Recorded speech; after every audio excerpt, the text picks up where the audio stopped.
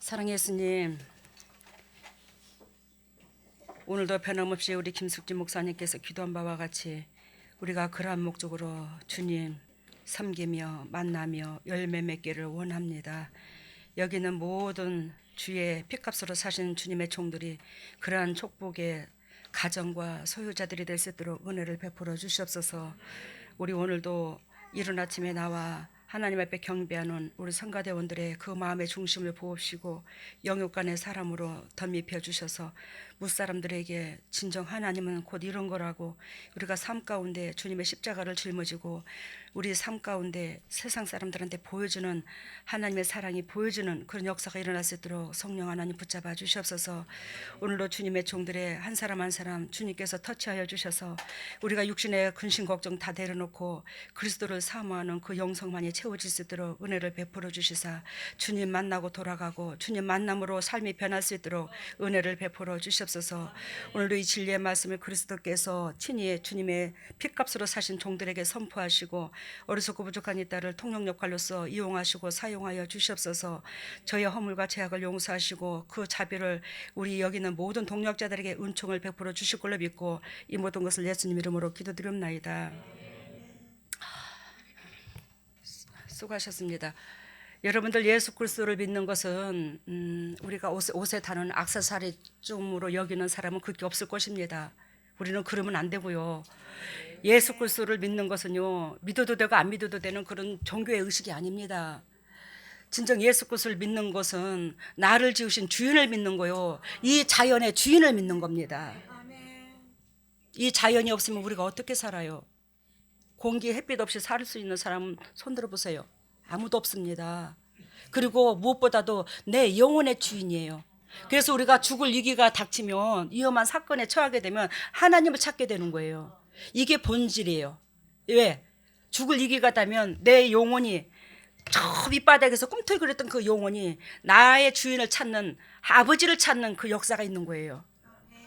그러니 하나님을 믿는 것에 마태복음 22장에 주님께서 말씀하시기를 마음을 다하여 뜻을 다하여 정성을 다하여 힘을 다하여 주 너의 하나님을 사랑하라. 왜? 왜 정성을 다하여 뜻을 다하여 마음을 다하여 주 너의 하나님을 사랑하라고 그래? 내가 네 주인이니까. 내가 네 주인이니까 종인 너는 나를 그렇게 만나도록 나를 그렇게 섬기는 그 마음의 자세, 그래야지만이 우리는 하나님 앞에 내 마음을 낮추고 이웃을 내 몸과 같이 사랑할 수 있기 때문에 내가 낮아져야지만이 이웃의 사건이 크게 보여요. 내가 낮아지지 아니하면 제가 무던히도 예화를 들은 것처럼 이웃의 그 가장이 죽었고 우리 집에 개 한 마리 죽었는데 개 한 마리 죽은 것이 이웃집에 가장 죽은 만큼 슬픔이 안 돼. 그 가장은 이웃집의 가장은 그 집에서는 결단과 없어서는 안 될 그 가장이야. 근데 우리는 개 한 마리 있어도 되고 없어도 돼. 근데 그 개 한 마리 죽은 슬픔이 이웃의 가장 죽은 그 슬픔만 모아다니까요. 이게 우리의 재성이라니까요. 여러분, 예수 그리스도를 그래서 그리하여 하나님을 믿는 것은 나의 주인에게 굴복하는 겁니다. 나의 주인에게 그 굴복하기 위해서 마음을 다하여 뜻을 다하여 정성을 다하여 네가 하나님을 섬기라고 하는 거예요. 네가 굴복하기 위해서, 네 의가 드러나지 않기 위해서. 그래요. 하나님을 믿는 것을 세상에서 최우선순위에 둬야 된다 이 말이. 마음을. 제가 목회자로서 이런 소리 하는 거 아니에요. 여러분, 우리 하나님 앞에 여러분들과 저 똑같이 콩가루만 뜨면 돼. 분자만 뜨면 돼. 훅 하고 풀어봐 아무것도 아니에요. 그게 우리 죄야. 근데 우리는 하나님 안에 진리 가운데 들어가게 되면 하나님께서 여러분들과 우리를 결단코 놓지 않으십니다. 우리가 육의 죄성으로 말미암아 이거는 교회를 가도 되고 안 가도 되고 믿어도 되고 안 믿어도 되고 내가 왜 이 짓을 하는가, 천만에 결단코 여러분들이 하나님을 알아야 하나님의 자녀로서 이 땅의 천국도 내세의 천국도 맛봐. 하나님 곁에 가서 맛봐요. 근데 그게 죄성으로 있을 때는 그게 안 보여요. 제가 여러분들한테 무던히도 또 얘기했잖아. 육신의 집을 하나 장만하기 위해서 우리가 피 터지게 땀 흘리고 수고해서 아파트 30평짜리 40평짜리 하나 얻는다 치자. 근데 여러분들이 이 육신의 장막이 되도록 얼마나 노력을 하고 천국의 집을, 영적인 집을 내 것으로 취하기 위해서 얼마나 우리가 수고했냐 이 말이에요. 육신의 집을 취하기 위해서는 엊그저께 내가 밴드에다 올렸네. 세상의 직장, 돈 버는 일에는 눈에 아무 거치는 것도 없이 일하면서 영적인 것을 하나님이 사모해서 영적인 것으로 하나님 나를 놓지 않는 것에 있어서는 그렇게 등한시하고, 여러분들 타인 중심을 배운 우리는 그러면 안 돼요. 하나님의 마음을 이제 알았잖아요. 그 어버이 주일날 엉뚱한 소리를 하게 됐는데 하나님께서 이걸 짚고 넘어가시라 해서 제가 여러분들한테 쓴소리부터 합니다. 여러분, 제가 한 예화를 하나 더 가지고 나왔습니다. 전쟁터에 한 병사가 큰 부상을 입었더랍니다. 전쟁터에서 한 병사가 부상을 크게 입었더랬대요. 많은 피를 흘리고 고통스러워 어쩔 줄 몰라 하는 그 당시에 때마침 지나가던 군의관이 그를 보게 되었고, 그를 치료해서 대강 응급치료해서 구급차에 실려서 병원에 가서 이 사람이 살아났대요. 부상병이 너무너무 다 죽어가는 목소리로, 너무너무 부상이 크게 당해서 피를 흘렸기 때문에 다 죽어가는 목소리로 병원에서 정신이 들어 군의관한테 하는 말이, 군의관님, 중위님, 성함이라도 좀 가르쳐 주세요. 그랬대요. 그랬더니 그 군의관이 하는 말이, 이 전쟁 중에, 이 와중에 내 성함을 알아서 못하게, 그랬더니 이 부상병이 하는 말이, 우리 마누라한테, 우리 아내한테, 내 새끼한테 가르쳐 주려고요. 아마 이 부상병은 이 군의관한테 아마 최선을 다해서 마음으로 나에게 자비를 베풀어 주신 그 마음을 보상을 하기를 원했을 것입니다. 근데 부상병으로서의 무슨 보상할 게 있습니까? 그죠? 육적으로 아무것도 없어요. 그죠? 그러니 이 사람이 그 내면 속에 그 고마움이 뿌리 박혔고, 그 내면 속에 뿌리 박힌 그것을 어떻게 표현했다? 우리 마누라한테, 자식 새끼한테 이걸 되도록 우리 가르쳐 줘야 되겠다고, 집에 가서 가르쳐 줘야 되겠다고. 그 군의관한테 그 고마움을 이 사람은 그렇게 표현했을 것입니다. 너무너무 뼈저리게 고마워서 내 생명을 살려주신 은인을 어떻게 내가 방관할 수 있냐고. 그러면서, 근데 여러분, 이것이 곧 상대방을 위하여 보답하는 길이야. 그 와이프가, 즉 마누라가, 자녀가 이 고마움을 알게 되면 이들은 뭐한다? 하나님이 함께 하시는 사람들이 되잖아. 알아들어요? 하나님이 함께하는 사람들이 이 자녀들, 부상병의 자녀들과 와이프가 돼버리면 그 축복이 누구한테 돌아가냐면 이 군의관한테 돌아가는 거야. 뭔 의미인지 알죠? 우리가 하나님의 자녀로서 영도 육도 덕을 끼쳐야지만이 우리 예수 그리스도께서 그 모진 고통을 겪으신 그 십자가의 사랑, 갈기갈기 찢기신 사랑, 우리로 통해서 얼마나 수건을 가리고 침을 내뱉고 우리가 조롱을 했어요. 그것이 우리 하나님께서도 우리가 잘 돼야지만 행복하실 수도 있지만 그것도 위로를 얻을 수 있어요. 그 수치를 당한 것이 예수님께서 위로를 얻을 수 있다고, 우리로 통해서. 근데 여러분들이 육신의 삶을 살아가는 데 있어서 내 사건이 하나님 사건보다 더 크게 느껴지면 하나님이 나를 통해서 위로를 얻어야 될지 어째야 될지 이거 아무 생각도 없이 맹하고 산다고요. 뭔 의미인지 알아요 지금? 뭔 뜻인지 압니까? 나를 통해서 지은이가 결단코 지불하지 못할 그런 고통스러운 삶을 지불했어요. 자식 새끼가 잘 되는 것이 우리 아버지가 이 기쁨을 얻는 게 아니노. 자식 새끼가. 그러면 자식 새끼가 마귀짓만 하는데 무슨 놈의 복을 받노? 하나님이 기뻐하는 그런 성품과 그런 이웃사랑, 수평관계가 돼야 하나님 앞에 백성이 열매를 맺히고 아버지는 그걸로 통해서 유한을 얻으시는 거지. 하나님께서 위로를 얻는 것은 당신의 백성들을 통해서 수천 가지 수만 가지를 올려드려서 기뻐하는 게 아니라 형제와 연합하여 동거하는 거, 시편 133편, 이것같이 주님께서 기뻐하는 게 없어요. 이것같이 주님께서 영광 받으시는 게 없고, 이게 주님께서 책으로 받으시는 예배 중에 예배가 이 예배예요. 여러분, 아까 하물며 그 부상병은 그 군의관한테 죽을 사람을 살려줬다고, 그 고맙다고 아내한테, 자식한테 이것을 알리겠다고 하는데, 우리는 예수 그리스도께서 나를 위하여 죽으신 그 삶, 그 은혜를 어떤 수로 알리노? 우리는 더 알려야 안 되겠나? 그러면 입으로 알리나 이거를? 아니잖아요. 삶으로 알려야 되는 거잖아요. 이것을 여러분들이 예수 그리스도께서 우리를 얼마나 사랑해 주셨는가를, 그 사랑을 삶으로 가족 식구들한테, 친지한테 덕을 끼치고 이 말씀대로 우리가 희생의 도구로 나아간다면 우리의 삶 가운데 뭐한다? 하나님을 알리는 거고, 사단은 그리하여 우리를 무서워하는 거고, 성령께서는 내주하시는 거고, 영광 받으시잖아요. 여러분, 그래야 오늘 말씀의 제목이 하나님의 임재는 가정으로부터, 하나님의 임재는 가정으로부터, 이것을 말씀하십니다. 오늘 에베소서 6장 1절에 보면 자녀들아 너희 부모를 주 안에서 순종하라 이것이 옳으니라. 여러분, 자녀들아 너희 부모를 주 안에서 순종하라 이것이 옳으니라 이렇게 말씀하시죠. 여러분 잘 들어보세요. 저도 부모고, 육신의 부모고, 여기에 육신의 부모들이 많습니다. 자녀들을 가지고 있는 결혼해서 있는 부모들이 많아요. 그러면 여러분, 자녀들아 너희 부모를 주 안에서 순종하라 이것이 옳으니라, 이건 자녀한테 하는 말이거든요. 근데 나라는 사람은 내 육신의 부모한테 순종도 안 해놓고 자식 새끼한테 바라는 것은, 내 입장은 생각지도 않냐고 자식 새끼한테 사랑 많이 받고 싶은 게 솔직히 우리 욕심이에요. 저도 그거 있거든요. 저도 그거 있어요. 엊그저께 우리 오지환이가 전화가, 아빠하고 통화를 하다가 저를 바꿔달라고 하더니만 그 받으니까 엄마 왜 이렇게 엄마를 거창하게 막 유창하게 그냥 살뜻하게 불러? 젖 먹고 싶어서. 했더니 엄마 2번을 불러. 왜? 그랬더니 너무 고맙고 감사해서.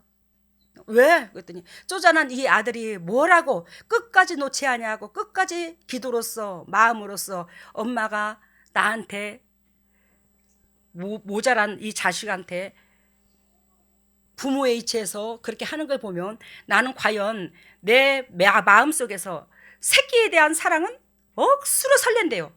그 새끼를 향한 마음은. 그렇지만 나는 엄마처럼 이렇게 영의 것도 이 땅의 것도 하나님이 또한 육신의 부모로서 공급받을 수 있는 그런 은혜의 통로가 온전히 될까, 이것을 생각해 봤대요. 그래서 너무 자기는 행운하고 고맙더랍니다. 제 자식 자랑하는 거 아니에요. 저와 여러분들은 그러한 소리를 자식으로 통해서 들 때 우리가 하나님 앞에 그러한 신앙 고백을 올려드려야 되지 않겠나, 이 소리입니다. 우리가 하나님 앞에 그잖아요. 아버지 고마워요. 아버지 감사해요. 쪼잔하기를 그지없는 저희들을 내치지 아니하시고 하나님께서 열매 맺으라고 예수 그리스도의 그 삶까지 모든 삶을 우리에게 쏟아부으시고 우리에게 영육간에 열매 맺을 수밖에 없도록 모든 것을 투자하신 하나님 앞에 그 은혜를 무슨 수로 갚으리이까? 근데 그것만 줬나? 자연의 환경 줬잖아. 가족 줬잖아. 일할 수 있도록. 이것을 매 순간 우리가 신앙 고백하게요. 그 열매 맺으시기를 바랍니다. 그래요. 오늘 자녀들아 너희 부모를 주 안에서 순종하라 이것이 옳으니라. 그러면 여러분들과 제가 자녀들이 우리의 말에, 부모들의 말에 순종하고 따르고 진짜로 우리가 혀처럼 굴어주기를 원하는 게 자식일 겁니다. 안 그래요 여러분들? 안 그렇습니까? 거룩해서 안 그러는갑네.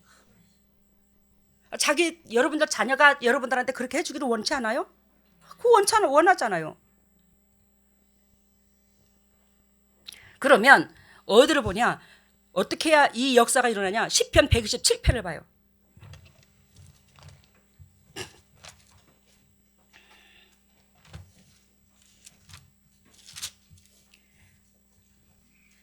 시편 127편 3절을 봐요.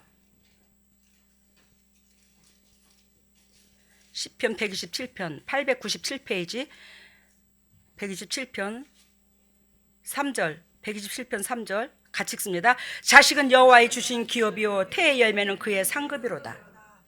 알겠습니까? 자식은 여호와의 주신 기업이요 태의 열매는 그의 상급이로다. 이 자식을 누가 줬대요? 하나님이 주셨대요. 근데 하나님이 주셨으면 하나님이 분명히 여러분들한테 자식을 주었을 때 하나님께서 바라는 기대치가 있을 거 아니나. 그잖아요. 근데 우리는 하나님의 기대치에 합당하도록 자식을 키우는 게 아니라 내 기대치에 합당하게 키우지 않았나? 육신에 즐겁게 하기 위해서? 이거를 반성해야 될 줄로 믿습니다. 내 육신의 욕심을 거기다가 자식한테 첨가하고 키우지 않았나? 저는 지금 현실에 자식을 키우는 그 부모들을 다 그런 건 아니지만 그런 생각이 들더라고요. 그래서 내가 원하고 바라는 그 목적대로 자식이 안 되면 막 애통하고. 그래야 우리 교회는 당회장이 우리 새끼 어디를 보낼까요? 그저 높은 학교 좀 낫다 하는 학교로 보내려고 그냥 몸부림을 쳐서 저한테 상담을 하게 되면 가차없이 잘라버려. 당신 새끼인 줄 알아? 하나님 새끼야. 당신한테 맡겼어. 그러면 당신한테 맡긴 그 자녀가 하나님께서 기억할 수 있는 자녀를 만드는 게 당신의 의무야. 그러면 육신적인 것은 저절로 따라와. 근데 하나님 아무리 훌륭한 학교 훌륭한 뭐를 한다 할지라도 하나님께서 기억하지 않는 자녀가 된다면 하나님과 당신한테 주신 그 자녀가 하나님과 영적 관계가 바르지 않으면 하나님이 당신의 자녀를 이끌지를 않아. 무슨 이용하나? 뭐가 1순위인데 그러면? 제가 참 그런 식으로 상담을 해서 우리 교회 식구들은 좀 골치 아픈 게 있어요. 여러분, 자식은 여호와의 주신 기업이래요. 이 기업은 결단코 번성해야 된다는 거예요. 기업이라는 자체는. 기업은 번성해야 된다는 거지. 제가 부족하고 연약하지만 우리 자식 때에는 더욱더 하나님의 은혜가 풍성하게 흐르는 그 기업의 확장이 돼야 되더라는 거예요. 육신적으로도 영적으로도 하나님과 함께하게 되면 다 기업으로 번창하게 돼 있어요. 근데 하나님과 함께하지 않은 그 심령밭에서는 결단코 이 땅에서 육신적으로 수천억의 부자를 할지라도 기업이라 할 수가 없더라는 거예요. 그래서 자식은 여호와의 주신 기업이요 이렇게 말씀하셨는데 여기서 이 기업답게 우리는 뭐한다? 확장을 시켜야 된다. 그래 이것을 제가 간단하게 적어갖고 왔는데 자식은 여호와의 주신 기업이요 태의 열매는 그의 상급이로다 이렇게 말씀하셨는데 자식은 여호와의 주신 기업이요 여기서 자식은 유산을 상속받을 수 있는 의미를 말한답니다. 유산을 상속받을 수 있는 의미. 그러면 영적인 유산과 이 땅의 유산을 다 상속받을 그를 자녀의 의미를 두고 말을 한대요.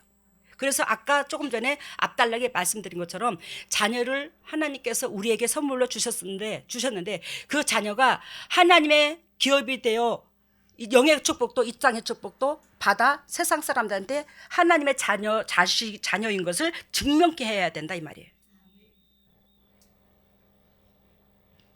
그래서 자식은 유산을 상속받을 의미, 기업은 선물이라는 의미. 알겠습니까? 선물, 즉 부흥해야 된다 이 말이에요. 자식, 즉 하나님 안에서의 자식은 즉 하나님 안에서의 자식은 선민을 말을 한다 이 말이에요.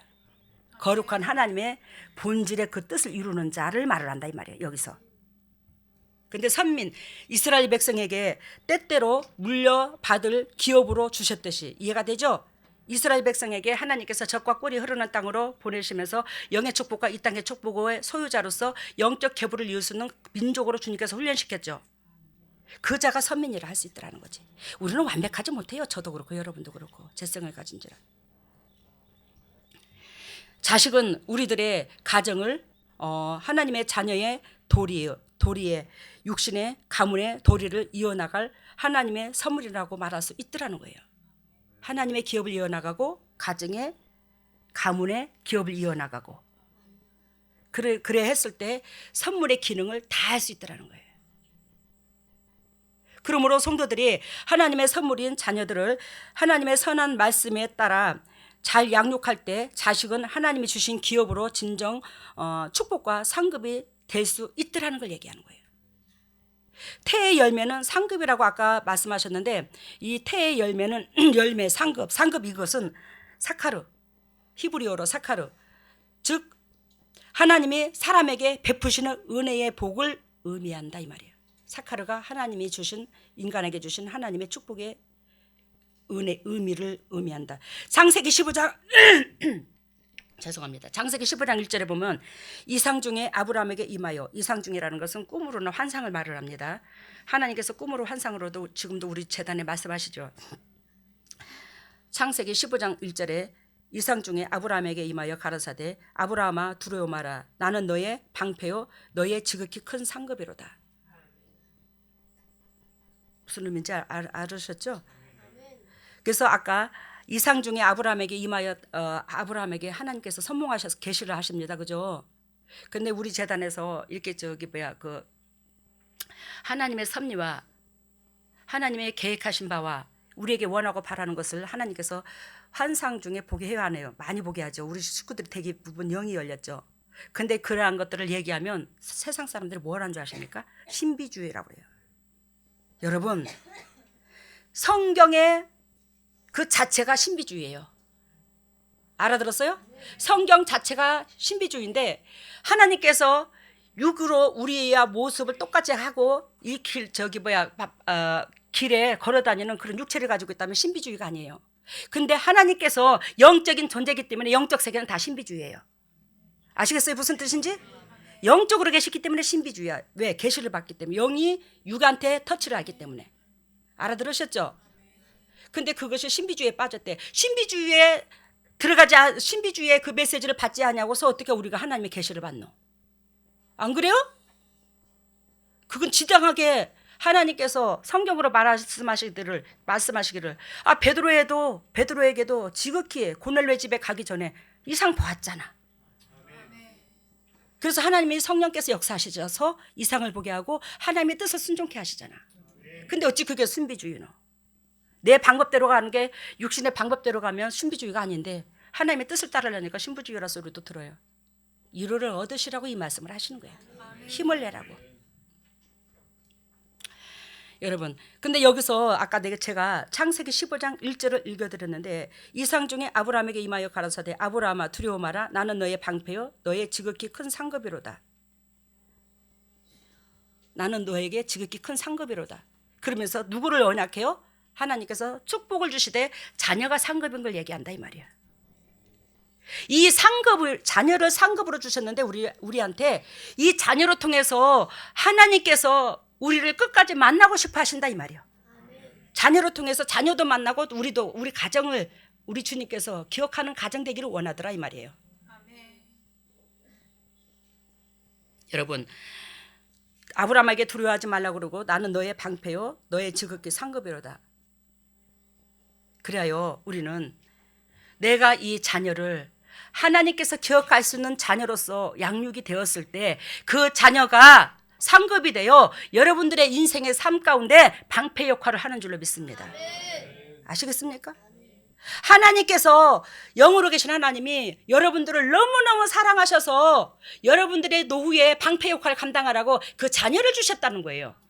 내가 굉장히 은혜를 받았네요. 여러분들의 노후에 방패 역할을 감당하라고.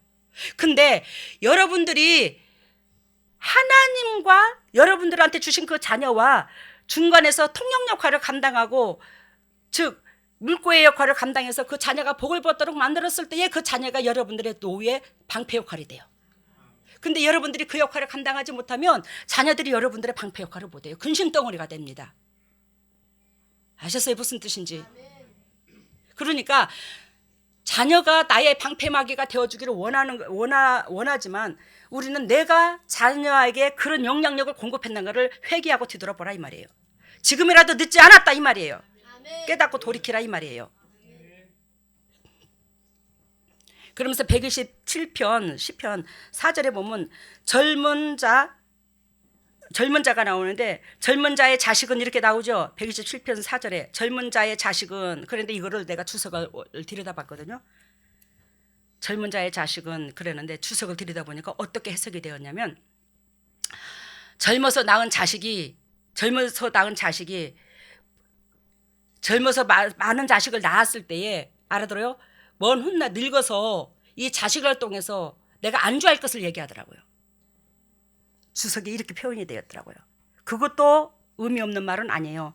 근데 주님께서 저한테 이것을 오늘 통역을 해주셨는데 제가 물었을 때에 젊은 자의 자식은 이 말은 무슨 뜻이냐면 영적으로 요에서 2장 18절에 보면 우리가 영적으로 젊은 자 늙은이가 나오죠. 늙은 자에게 환상을 베풀고 젊은 자에게 환상을 베풀고 늙은 자에게 꿈을 꾸리라. 그래서 젊은 자는 영적으로 건강한 자를 말하는데 여기서 영적으로 건강한 자를 말해요. 저와 여러분들이 영적으로 건강해서 그 자녀를 영적으로 건강한 자녀로 키웠을 때에 뭐 같대요? 장사의 수중에 화살 같으니 여러분들을 보호한대요. 그 자녀들이 노중에 미래에 화살 같으니. 그래서 자녀를 원래 화살로 비유를 드는 거야. 방패막이가 되어주겠다는 거예요. 여러분들의 삶을 보호해 주겠다는 거예요. 알아들으셨죠? 자녀들이. 그래서 여기서 젊었을 때 새끼를 많이 낳아라 그렇게 성경 주석에 써 있는데 그게 아니고 영적으로 내가 건강하여 영적으로 건강한 자는 뭐한다? 자식을 하나님 가운데 들이며 그 삶을 잘 이끌 거 아니겠습니까? 그 자는 결단코 자식이 영적으로 내가 건강하면 자식을 하나님 보시기에 합당한 자녀로 양육할 것이고 그 자는 뭐한다? 그 자식이 노후에도 방패막이가 될 거라. 화살 같으니 이렇게 표현한 거야. 전쟁 중에 화살이 적군을 쳐부시잖아.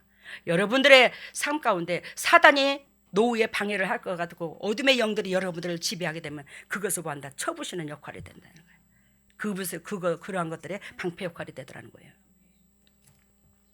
5절 봅니다.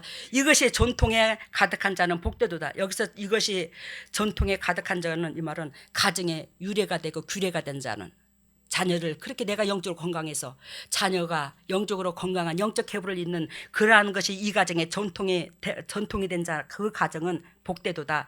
저희가 성문에서 그 원수와 말할 때에 수치를 당치 아니하리라. 사단으로 말미암아 가정에 고속거리가 없더라는 거예요. 자녀가 방패가 되어줘가지고 자녀를 잘 양육하라 이 말이에요. 주 안에서 말씀대로. 그러면서 6절 1장에 아까 말씀하신 것처럼 자녀들아 너희 부모를 주 안에서 순종하라 이것이 옳으니라. 이해가 됐죠? 부모가 먼저 이렇게 자녀들한테 자비를 베풀었을 때 이 자녀들이 부모 앞에 순종할 수 있더라는 거죠. 이게 되지 아니하고서 너는 나한테 막연하게 자라라고 하는 것은 말도 안 되더라는 거지. 2절 봅니다. 내 아버지와 어머니를 공경하라. 이것이 약속 있는 첫 계명이니. 이것이 약속 있는 첫 계명이니. 그러면 돌판이 구약에 여러분들한테 무던히도 말씀드렸던 것처럼 구약의 돌판이 몇 개? 2개지. 돌판이 2개인데 하나님의 관계성, 대인 관계성. 이게 두가. 하나님의 관계성 하나는 대인 관계성. 이게 돌판이 2개야. 근데 이게 1계명이라고 칩시다. 이게 2계명, 3, 4, 5계명. 이 부모에게 잘하라는 것은 뭐예요? 5계명에 들어가죠. 제가 왜 엄지손가락으로 5계명이냐면 오른쪽하고 연결시키려고 그러는데 사실 하나님께서 내 아버지와 어머니를 공경하라 이것이 약속 있는 뭐한다? 첫째 되는 계명이래요. 이것이 최고로 큰 계명이래요. 부모한테 공경하는 게. 부모를 공경하는 게. 왜? 부모로 통해서 하나님의 축복과 연결이 되고 부모로 통해서 하나님의 나를 놓지 아니하고 부모로 통해서 예수 그리스도를 모른다 할지라도 하나님은 그 자녀에게 뭐한다? 장수할 수 있도록 복을 주셔요. 알아들어요? 근데 예수 그리스도를 믿으면서 부모한테 잘하면 구원까지 얻고 죄까지 사라지는 거죠. 아셨죠? 무슨 뜻인지. 이게 하나님께서 원하시고 바라시는 첫째의 계명이 뭐라? 부모를 공경하라. 부모한테 잘하라. 그래서 이 돌판이 2개인데 이 돌판의 5계명이 뭐한다?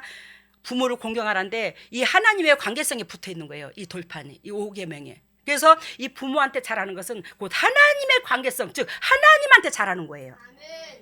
알아들으셨어요? 그래서 이 5계명을 이었을 때 이 5계명은 또한 여러분들한테도 가르쳐 주신 것처럼 이 5계명은 이 땅의 부모가 이 땅의 육신의 부모죠.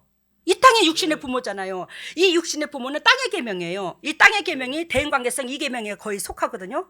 이 부모가. 근데 이 부모에게 잘해야지만이 이 땅에서의 일입니다. 이 부모에게 잘하는 일이. 이것이 곧 이 대인관계성, 이웃관계성 일로 이어지는 거예요. 이 계명을 하나님 앞에 아무리 잘하고 이 계명을 지키지 않았을 때는 이 계명으로 넘어올 수가 없는 거예요. 이 계명을 지킬 수 있는 통로의 역할이 이 계명이에요. 이 부모에게 잘하면은요, 이게 이웃사랑한테 잘하는 건데, 이 부모한테 잘함으로 성령께서 함께 하셔서 온전한 이웃사랑을 이룰 수 있도록 하나님이 함께 하셔서 이 계명을 이루는 거예요. 이쪽 계명을. 알아들으셨죠? 그래서 이 계명을 지키지 않으면 이웃관계성의 계명도 안 되고 하나님의 계명도 안 되는 거예요. 이것이 첫째예요. 그래서 이 5계명, 부모의 계명이요. 어마어마하게 위대한 큰 계명입니다. 이게. 이 계명에. 그래요. 여러분들 잘 보세요. 우리 교회의 식구들 여러분들이 보다시피 즉 장남애대다고 대부분 장남이 아니라 할지라도 부모를 그렇게 섬길 수 있는 기회를 주셨고 하나님이 복 받을 자에게는요 부모를 섬길 수 있는 기회를 다 줘요. 참 신기해요. 그게 축복의 통로로서 하나님께서 첫째 되는 약속의 계명을 니카 나카 이루고 내가 너한테 함께 하겠다는 거야. 그래서 우리 교회의 동역자들한테는 부모한테 잘해라. 부모한테. 에? 그래서 저도 여러분들이 보다시피 제가 어른들을 굉장히 좋아하잖아요. 정말로 좋아해요. 그리고 양쪽 부모, 시부모, 친정부모 같이 모시고 살았고. 제가 해보지 아니하고 여러분들한테 하라는 거 아니에요. 부모를 모시려면 여러분 나이가 들수록 더 어린애가 돼. 참 희한해. 엉뚱한 소리도 잘하고 속을 뒤집고 차라리 남의 부모 섬기는 게 쉽고 어린아이 하나 데려다 키우는 게 좋지. 아따 어른들 섬기기가 얼마나, 물론 여러분들한테는 안 그랬을 거예요. 저희 부모는 그랬어요. 엉뚱한 소리를 얼마나 하시는지. 근데 제가 제 마음속에 내가 이러한 나한테 주신 이 부모도 내가 내 가슴 속에서 우러나서 섬기지 못하는 주제에 내가 무엇을 사랑한다고, 보이지 않는 하나님 사랑한다고? 너 가짜야. 저는 저 자신을 그렇게 책망하면서 부모들이 그렇게 속을 뒤집을 때마다 나는 우리 부모를 속을 더 뒤집었겠지. 그러면서 살아왔는데 먼 훗날에 우리 주님께서 저한테 뭘 가르쳐 주셨냐면 우리 부모가 저 때문에 얼마나 일평생 고생을 하고 희생을 하셨는가를 가르쳐 주셨어요.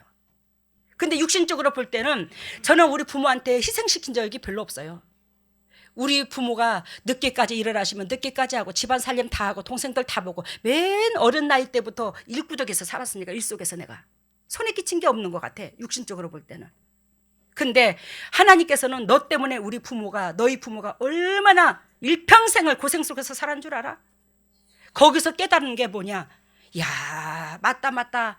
하나님께서 내 영혼을 만세전부터 택하여 내 영혼을 아신 하나님이 우리 엄마 아버지 뱃속에 집어넣어서 나를 태어나게 하신 하나님이 모난 나 같은 것을 깨뜨려서 모난 부분을 따듬어서 쓰시려고 하니 저런 부모를 두셨고 우리 부모를 주셨고 그 부모 밑에서 처절하게 가난한 속에서 쑥대가리 뜯고 나물대가리 뜯어서 죽 끓여 먹도록 만들고 그 가난한 속에서 그러면서 우리 주님께서 네가 어려워봐야 어려운 사람 심정을 알잖아. 그래서 제가 지금도 돈이 필요하다, 어렵다, 힘들다 그러면 밤잠을 못 잘 정도로 내가 가슴이 아파하잖아요. 그런 마음 가운데 하나님께서 타인의 고통이 내 고통이 되도록 밤잠을 못 자면서 가슴이 애리고 빚을 져가면서까지도 땡빚을, 진짜로 오목사님 여기 계시지만 땡빚을 내가면서까지도 내 수중이 없으면 끝나지 왜 빚까지 내가지고 남한테 주냐고 돈을. 저 수도 없이 시달려서 그래갖고 물질로 저 남한테 구워주고 빚내가지고 주면서 물질의 연단을 겪어봤지 제가 하나님으로부터 맞아서 물질이 새어나간 적은 없어요.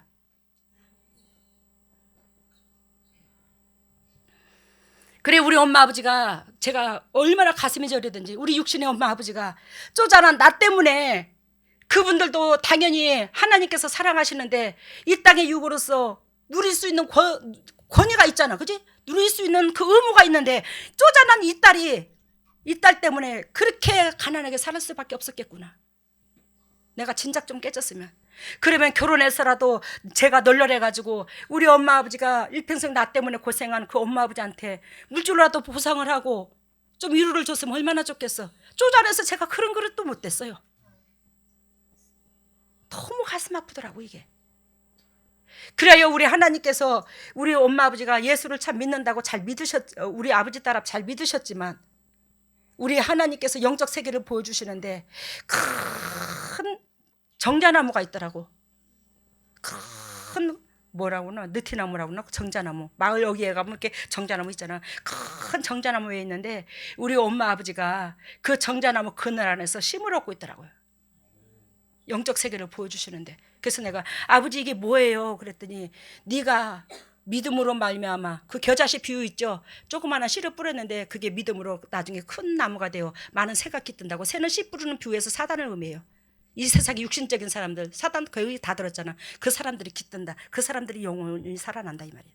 근데 하나님께서 우리 엄마 아버지 그 정자나무 밑에 그늘 아래에 있어서 이게 웬 뜻이냐, 웬 일이 뭐냐고 그랬더니 네 은혜로 말미암아 너희 엄마 아버지가 네가 수많은 영혼한테 터치하고 그 영혼들을 살리는 데 있어서 이 축복을 누린다고.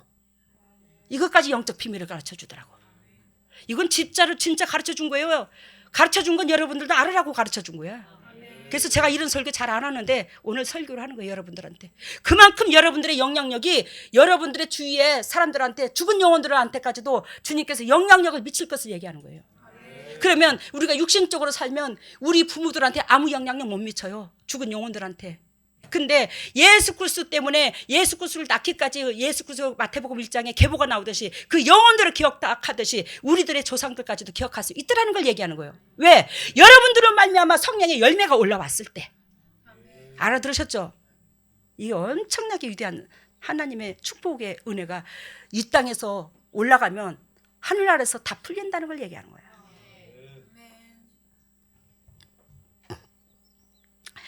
내 아버지와 어머니를 공경하라. 이것이 첫째 되는 약속의 계명. 이해가 됐죠? 왜 첫째 되는 계명의 약속인지. 이는 내가 땅에 내가 뭐한다? 잘 된대요. 하나님을 모르는 사람도 부모한테 잘하는 자는요, 이 땅에서 잘 돼요. 그 자녀들은 남달라요. 잘 되고 땅에서 네가 뭐한다? 장수한대요. 부모한테 잘한 자는 그러면 뭐예요? 암병 걸려서 죽을 일 없겠네. 그래요, 안 그래요? 그잖아요. 암병 걸려서 죽을 일 없겠네. 왜? 땅에서 잘 되고 장수하려면 암병 걸려 일찌감치 암병 안 걸릴 거 아니나, 그지? 안 그래요? 그만큼 장수한다는 것은 건강을 상징하는 거잖아요. 건강할 거라고 얘기하시잖아요. 그러면서 4절 봅니다. 또 아비들아 너희 자녀를 노엽게 하지 말고 오직 주의 교양과 훈계로 양육하라. 그래요. 오늘 말씀의 제목이 첫 번째 1단계가 자녀가 여호와의 기업이 되도록 여러분들이 이끌어야 되더라. 알겠습니까? 여기서 자식은 유산을 상속받는 의미를 말을 한다고 그랬죠. 그 유산이 여러분들의 가정에 풍성함을 이루시기를 바랍니다. 자식이 유산이니까 하나님께서 주신.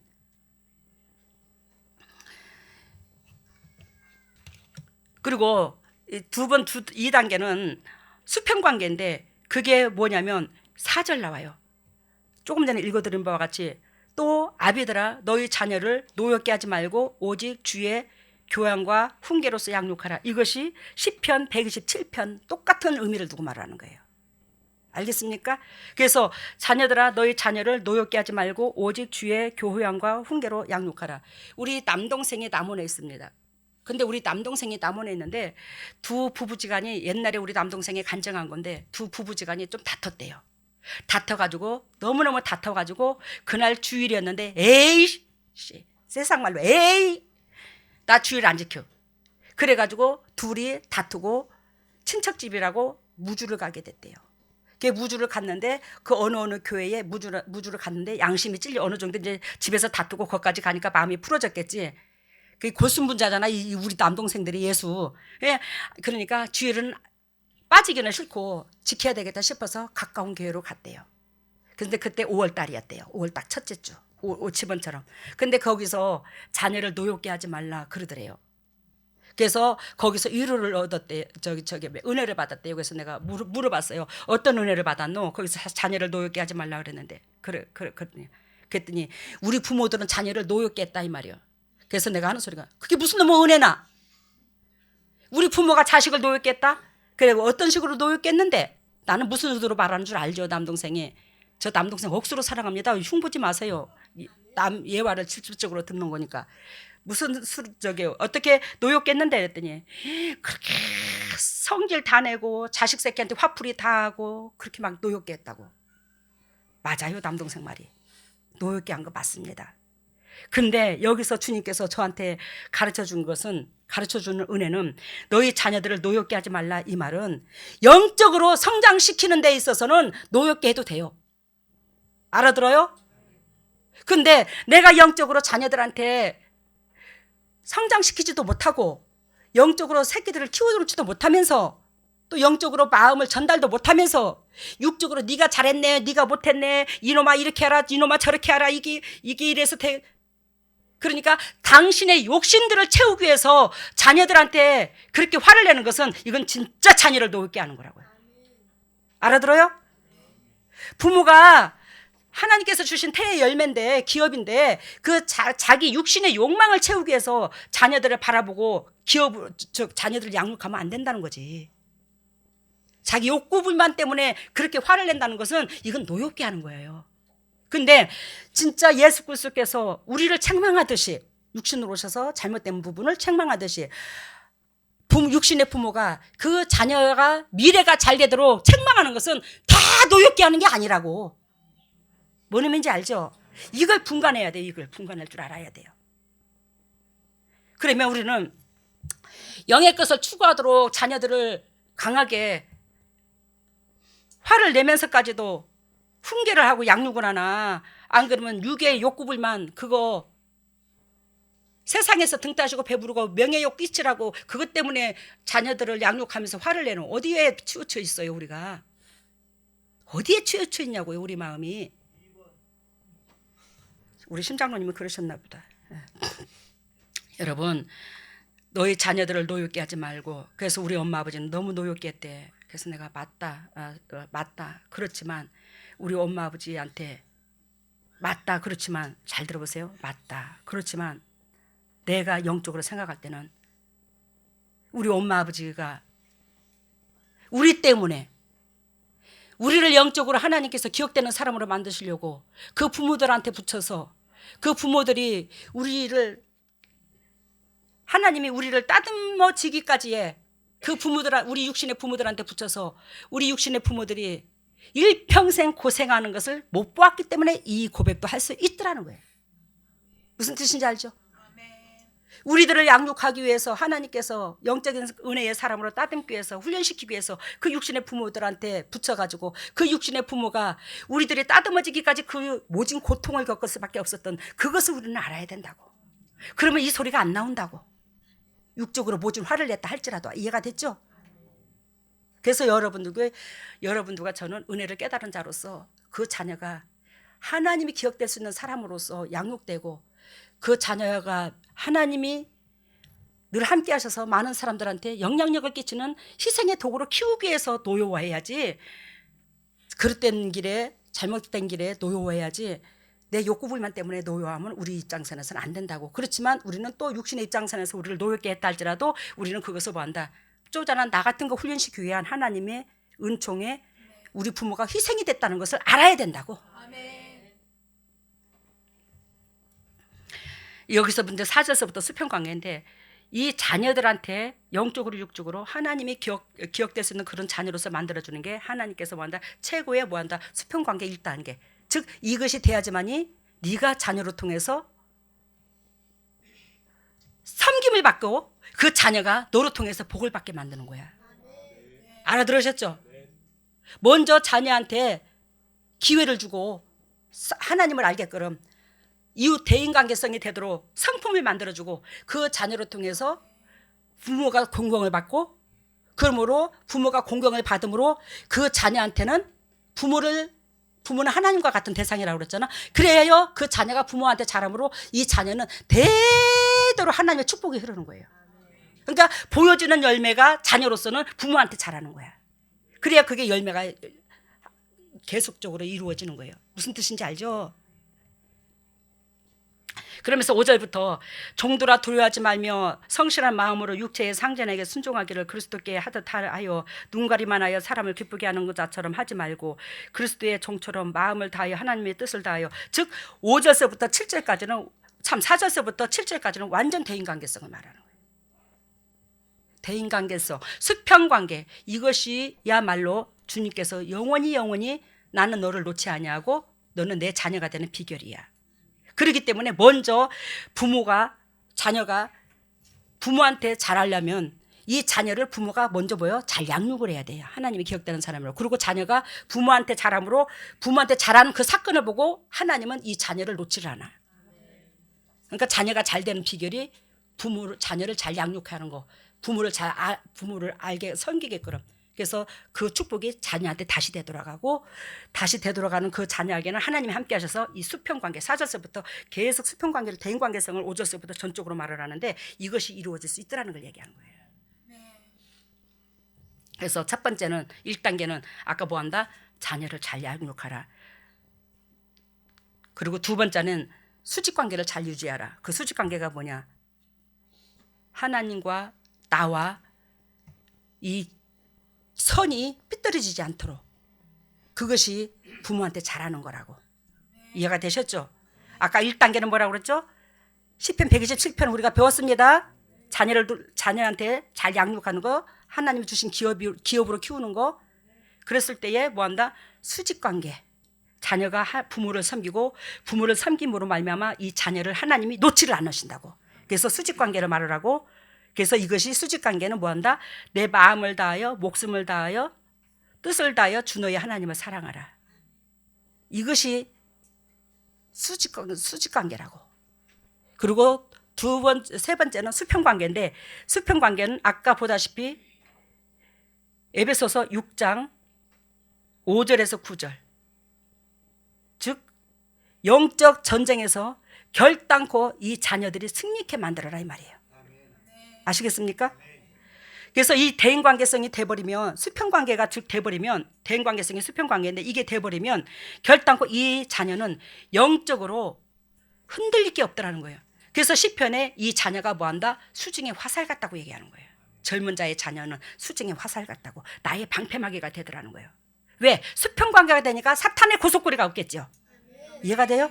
그러므로 하나님께서 이 우리의 가정이 영도 육도 행복하고 편안할 수 있더라는 걸 얘기하는 거예요. 그래서 이것은 마태복음 22장 39절에 둘째 되는 계명, 이와 같으니 내 이웃을 내 몸과 같이 사랑하라. 이것이 곧 선지자요 율법의 전분이라. 알겠습니까? 이것이 곧 선지자요 율법의 전분이라. 이것으로 우리는 자녀들을 양육해야 될 줄로 믿습니다. 그래요. 지금 자녀들이 머리가 크면 참 말을 안 들어. 그게 왜 그런 줄 아십니까? 어려서부터 가지치기를 안 해줘서 그래. 그게 다 우리 탓이야. 그러면 지금 자녀들이 잘 안 꺾이는 경우가 있어요, 없어요? 지금 현재 있어요. 근데 그것이 안 꺾인다고 자식 탓만 하는 게 아니야. 내가 바뀌면 하나님께서 만들어 자식이 움직이도록. 아시겠습니까? 우리 새끼들은 죽었다 깨려도 안 깨져요. 안 변해요. 천만에. 저와 여러분들이 부서지면 하나님께서요 여러분들의 가정을 들어 쓰시기 위해서라도 새끼한테 영향력을 준다니까. 근데 우리 그러한 것들을 철저하게 우리가 일찍부터 하지 못한 것을 회개해야 된다고. 내 잘못을 내가 인정을 해야 된다고. 예전에 제가 김천에 살면서 하나님 앞에 기도하기를, 하나님이요, 왜? 오 목사님은 저를 따라오는 입장이거든요. 하나님이요, 제가요 주님께서 이 가정을 또 오지환이를 하나님께서 기업으로 주셨는데 제가 부족하고 연약해서 운전대를 잘못 잡아 이 가정이요 기업으로서 1년, 2년, 3년, 4년, 5년, 6년 버떡버떡, 세상 말로 말하면 버떡버떡 성장하지 못했네요. 제가 쪼잔해서 그래요. 제가 운전대를 잘못 잡아서 그래요. 제가 영적으로 젊은 자와 같이 팍 성장해서 척척척척 단계 올라갔더라면 우리 가정이 영도 육도 확 성장했을 텐데 제가 쪼잔해서 그렇거든요. 제가. 근데 어쩌겠어요. 못나도 당신 새끼잖아요. 안 그래요? 하나님 앞에 그러는 거야. 하나님, 그래도 못나도 운전대를 잘못 잡아갖고 왔지만 못나도 당신 새끼잖아요. 내가 당신 새끼 아니에요? 당신 새끼인지라 주님께서 수도 없이 저 어린 나이 때부터 주님께서 너 이렇게 해라 저렇게 해라 간섭한 게 아니십니까? 하나님, 저의 모난 부분, 저의 연약한 부분, 저의 못된 약점 저 알고 있어요.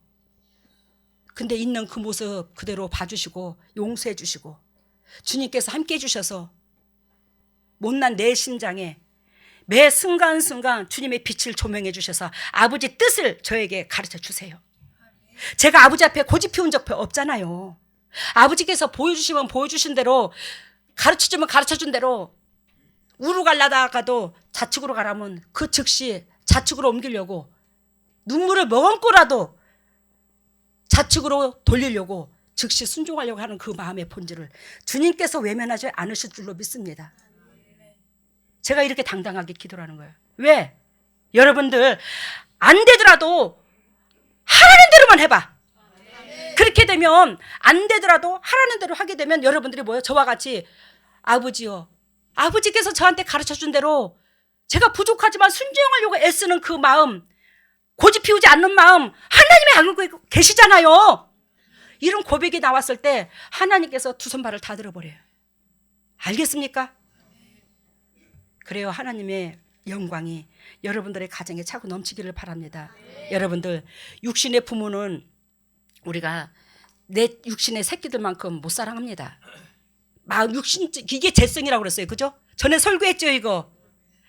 하나님의 영은 나를 낳아주신 부모한테 더 자비를 베풀게 되어 있어요. 근데 저와 여러분들의 재성은요, 내 육신의 새끼한테 더 자비가 갑니다. 이게 우리의 재성이거든요. 근데 여러분들의 그 마음이 이제는 살아계신 부모한테 더 자비가 갈 수 있는 더 귀한 존재가치임을 여러분들이 깨달아가는 만큼 성령께서도 여러분들과 함께 하신다는 걸 잊지 마시기를 바랍니다. 그래요. 지나간 과거 속에 자녀를 은혜 가운데 양육하지 못한 자는 철저히 본인들이 회개하시고, 그러면 자녀들로 통해서 하나님의 역사, 기업처럼 기업이 되도록 주님께서 이끄신다 이 말이에요. 그래서 우리는 저도 그렇고 여러분들도 그렇고 살아계신 부모한테 최선을 다하시기를 바랍니다. 왜? 부모는요, 여러분들도 자식 새끼 키워보지만 자식 새끼가 전부 다야. 정말로 전부 다예요. 완전 올인 다 했어요. 자식 새끼 뒷꼭지만 바라봐도 생각만 해도 설레는 게 부모야. 근데 자식 새끼는 자식인 입장선에서는 우리가 그걸 모를 때가 너무 많거든요. 그게 우리의 재성 때문에 그렇다고요. 근데 이 재성이 우리 선에서 끊어지게 해요. 그래요. 저와 여러분들 자식들한테 노엽게 하지 말고 정말로 주의 이름으로 양육해서 그 자식을 통해서 여러분들이 대접받고, 그 대접받아 여러분들이 자식으로 말미암아 대접을 분명히 받아야 그 축복이 새끼한테 흘러. 대접받아야 돼요. 알아들어요? 새끼한테 흘름으로, 그 대접을 받음으로 새끼한테 그 축복이 흘름으로 그 자녀는 뭐한다? 하나님이 함께 하시고 대인관계성이 제대로 이루어져요. 이런 축복의 통로가 되시기를 예수님 이름으로 소망합니다. 할렐루야. 사랑의 주님 감사합니다. 주님께서 크신 은혜를 베풀어 주시고 이 크신 은혜 속에서 하늘나라의 영광과 이 땅의 축복을 맛보며 주님의 진리를 깨달아 그 진리 속에서 우리가 어떻게 대처해야지만이 주님의 사랑과 은총을 맛볼 것으로 우리 주님께서 일깨워 주셔서 감사합니다. 오늘도 우리 주님께서 사랑하는 주님의 종들이 어려운 가운데서도, 환경이 부족한 가운데서도 아버지 감사와 11조와 아버지 건축원공과 그 모든 것들을 아버지 주님 앞에 드립니다. 이 예물을 받으시고 100배로 축복하시고 영도육도 간증거리가 유산되고 영적 계보가 이어지게 하여 주시고, 하나님여 각 가정마다 하나님께서 기업으로 주신 모든 것들이 있는데 그 모든 것들의 역사가 정말로 확장되고 성장되어서 하늘나라의 영광과 이 땅의 축복을 맛보게 하여 주시옵소서. 이물질이 온전히 주님의 지경을 넓혀짐으로 말미암아 주님의 종들한테 대가 되짚어 들어가게, 각 가정에게 돌아가게 하여 주시고, 또한 오병의 기적이 일어나서 수많은 영혼들을 살리는 물질로 쓰임받게 하여 주시옵소서. 이 모든 것을 예수님 이름으로 기도드리옵나이다. 일어서시기를 바랍니다. 머리를 오른손에, 왼손을 가슴에. 오 할렐루야. 사랑의 주님 감사합니다. 주님의 핏값으로 사신 주님의 종들에게 크신 은혜를 베풀어 주시사 이처럼 영육간의 축복의 통로로서 이용하시고 축복의 통로로서 사용하시고 또한 축복의 통로로서 조명을 주시니 너무나 고맙고 감사합니다. 지금 이 순간에 하늘문을 열어주시고 성령의 은혜의 담배를 폭포수 같이 쏟아부어 주시옵소서. 하늘문이 열릴지어다.